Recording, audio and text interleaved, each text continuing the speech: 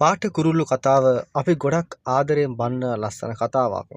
Video එකට යන්න කලින් තවමත් අපේ YouTube නාලිකාව subscribe කරලා නැත්නම් දැන්ම subscribe කරන්න යාළුවනේ. ඉතින් නුරාන් ලස්සන ගේම් ටිකක් අඹරලා දුන්නා කෙවින්ට. ඉතින් කෙවින් දැන් ඉන්නේ full අන්දස්සලා කියලා තමයි හිතන් ඉන්නේ නුරාන්.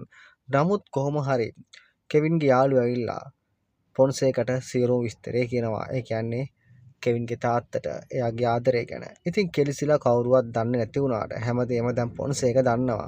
ඉතින් දැන් ඕන කොහොම හරි කෙවින්ට තමන්ගේ අක්ක වන කෙලිසිව නුරාන්ගෙන් බේරගන්න. ඉතින් ඔයාලා දන්නවා හොඳ ආකාරවම කෙවින්ගේ පස්සෙන් එන්න මේ කෙල්ලට හොඳ පාඩමක් උගන්වන්න තමයි හදන්නේ. ඒ කියන්නේ භාවනාවට.